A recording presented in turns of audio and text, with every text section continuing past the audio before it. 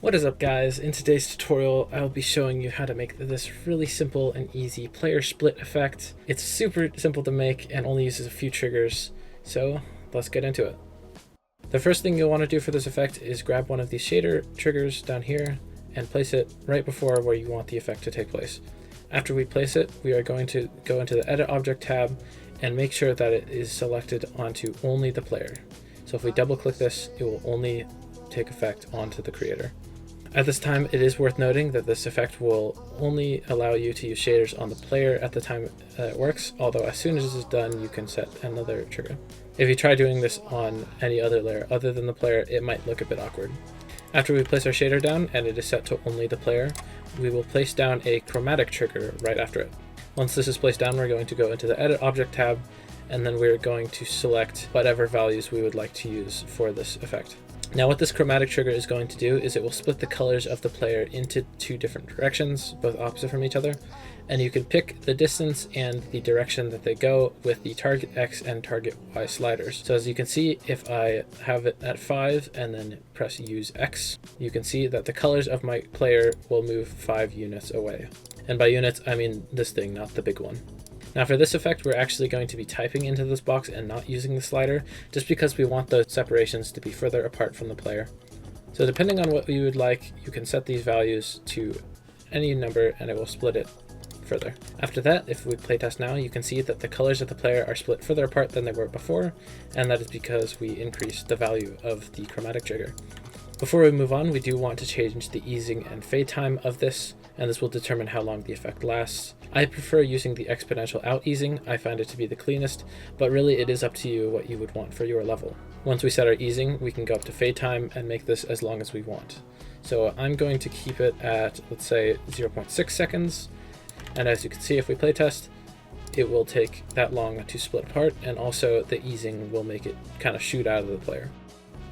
Now once we have all the shaders down, we do want to make them all one uniform color, so I'll be going to the next tab over and placing an Edit Color shader. In order to get the white pulsing effect that we have as soon as it hits the chromatic, we are going to go into the Edit Object tab, set this fade time to 0, and truthfully what I like to do is just crank all of these up to their maximum value. You can do whatever colors you'd like, but to make it white, you would want to crank these up to the maximum.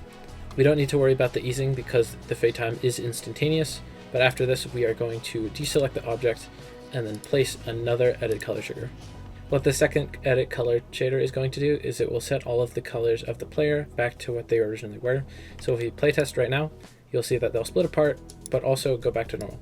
Now at this moment, you are able to see the duplications of the player made by the chromatic trigger, although that will be solved in the next few steps. Before we move on though, make sure to set this to any easing or fade time you'd like. And one last thing I'd like to do with these is I like to move them just 1/2 step after the original. That way there is no delay between the first and second triggers. The last set of triggers we're going to be adding is a radial blur trigger.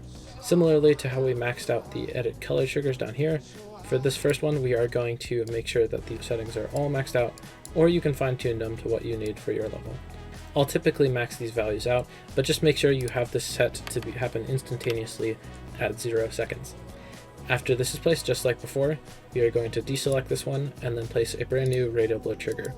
And again, similarly to what we did before, we're going to go into the Edit Object tab and just make sure all of these sliders are set to 0. That way, after the effect takes place, all of the values will look the same as they did before. For this one though, I am going to be changing the fade time to 0.6 seconds and the easing to exponential out, much like the chromatic trigger that we placed earlier.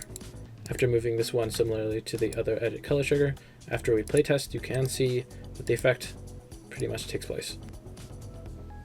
Although you can see these two copies created by the chromatic trigger, and that is an easy fix. Simply duplicate the shader trigger over to where these lines end, and then go into the Edit Object tab and make sure you select Disable All. This will disable all of the effects that happened previously. With this in place now, if we play tests, you can see that the effect is fully complete, and your player will go back to normal by the time it concludes. And now if you wanted to use shaders on another layer, you can place a new shader trigger and make sure it's set to whatever layers you want it to affect. And once the second shader is in place, we are able to use the effect and afterwards use a different one on a different layer. Hopefully this tutorial was helpful, but if it was not, feel free to ask me questions down in the comments and I will try to answer them. Again, this effect is pretty versatile and I've used it in a couple of the parts I've made for some levels. My first time being with Pellucid, and upcoming is my Dreamweaver Creator Contest part.